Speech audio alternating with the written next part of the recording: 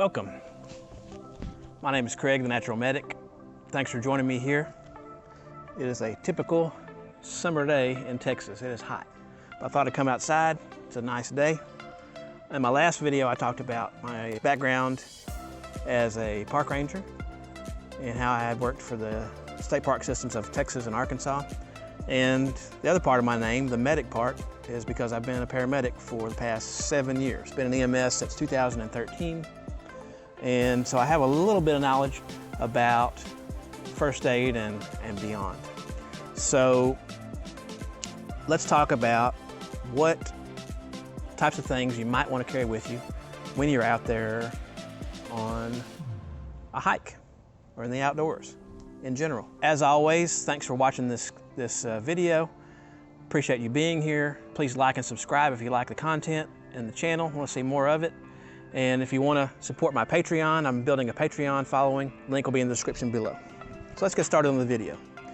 So probably the easiest thing for the novice is going to be doing a pre-made kit of some sort. So this one I actually picked up at my local Walmart. It is called the Happy Hiker Kit. I don't know if you can see that very well. The Happy Hiker Kit is just a little orange nylon pouch. It's got a little strappy on the back. You can put it on your pack strap for easy access. Drop it in a pocket so you can have it for whatever. And it's got a pretty good balance of a lot of different things in here. Inside it just has two different pouches or two different little pockets. On the one side you have the antibiotic ointment, which is called Silvex, which is good for burns and cuts and scrapes and things like that. I would assume that it is used, or it has silver in it, which is why it has the name Silvex, which is one of the best antibiotics out there. Other things that are in there include sting relief wipes, so if you get stung or bitten by an insect or its relative, you take care of that. You have antiseptic wipes. You have butterfly closures right here for those larger wounds that are difficult to close up. They're a little bit deeper. Band-aids of the small variety, Band-aids of a slightly larger variety, Band-aids of an even larger variety. Okay. Then you have your moleskin, different shapes and sizes there, already ready to go. All you gotta do is peel it off and stick it on. On the other side, you have some burn cream. You have insect protection cream, which is all natural. Sunscreen lotion, so it kind of covers all bases. Antibiotic ointment, another insect one, and then, yeah, antibiotic ointment. So you have all of that stuff there. And for now, for sake of time, we're just going to dump all this stuff down on the ground. We'll pick it up later. Okie dokie. So another kit that a lot of people like is from Adventure Medical Kits. This is just a little tin. And it actually has medical supplies and survival in it. Oh, and by the way, that one I just showed you, could not find an equivalent on Amazon, but I'll link a similar one in the description. Run you somewhere between 8 to 10 bucks. And it's got a decent amount of stuff in there just to grab and go. This one has some additional things in it which are handy, including tweezers. You have a survival whistle. And in here you have some butterfly bandages, just like in the other one. You have antiseptic towelettes. You have antiseptic first aid lotion. You got some safety pins for digging out splinters or thorns. Insect sting relief pads. Here's some easy access bandages of different sizes. There's regular Band-Aid size. There's another deal there. This is moleskin on the bottom. Already pre-cut. You just have to kind of peel it off and stick it where it needs to go. And another safety pin's in there as well. So that is a nice one. It's not very heavy. I believe I weighed this one. It weighs right about 3 or so ounces, even with the tin itself. But it fits all real nicely into the little package, and it's good for 1 to 2 people. It's just for basic needs, like plus a little survival extras. Okay. Now, if you're going to be out for more than a day or so, or an overnight, a couple of days, a weekend or something like that, you might want to pick up a bigger kit like this one. This is a really good one. And this one really is well organized and speaks to my inner paramedic because it's organized in a very smart fashion. It's just a little zipper case. This one doesn't weigh that much. It does weigh more than the other ones. I believe I weighed it in just under 11 ounces. But you see here, it's got pouches in here that are labeled. So on the top pouch, you have wound care, medication, cuts, and scrapes.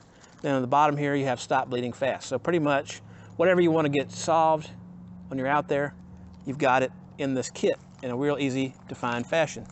So inside of the wound care, burn and blister, this is what you'll find. You've got rolled elastic bandages and then rolled gauze. You've got a wilderness EMT book from Adventure Medical Kits, which kind of gives you some basic information. It's a pretty extensive little book. If you're going to get this kit, you probably want to read that before you go out, so you won't be like thumbing to that whenever you have an actual emergency. You've got some EMT shears in here, just a little small size trauma shear, and then you've got some other different size bandages. So you've got some just regular 2x3 gauze, got 2 of those. You've got some 3x3, 2 of those, and then some moleskin. Okay, so that pretty much takes care of that pocket. And then in your medication and cuts and scrapes, you have your afterbite, along with some ibuprofen, some acetaminophen or Tylenol for the trade name. Can't really see the rest of the stuff. Oh, got some Benadryl in there. So your general stuff in that little pouch.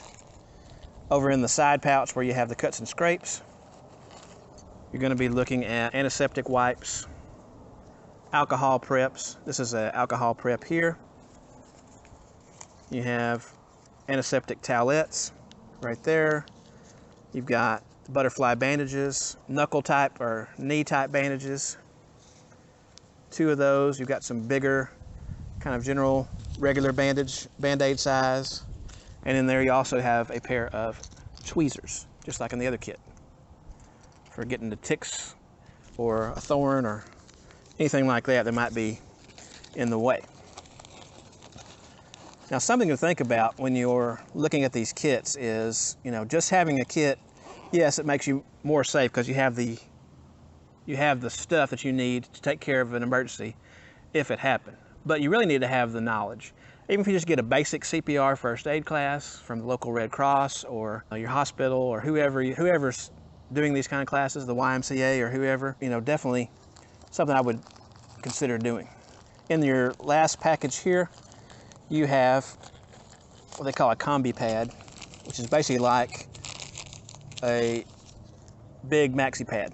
It's good for absorbing blood. So you can put that directly onto some blood or some bleeding areas with your gloved hand, hopefully, and you can take care of that, no problem. But yeah, you can't beat some good training for having, that just in case need, in case the emergency arises. Alternatively, you can try to build your own little kit.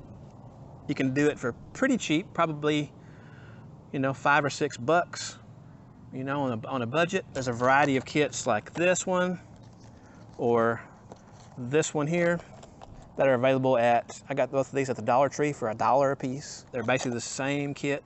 This one over here is a little more utilitarian. It has scissors in there, and it has a little multifunctional knife and a tweezer.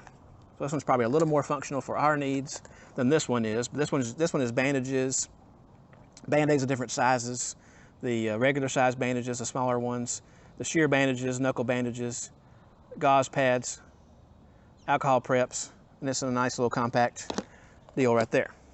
Now, I would definitely take, if you're gonna make your own kit, take your own medicine. Now, in this deal right here, the blue pills, sound like the Matrix. The blue pills are Aleve or naproxen sodium. I prefer those over ibuprofen. They last longer. They seem to work better with me. I've got 4 pills in there, which is more than enough for a weekend trip.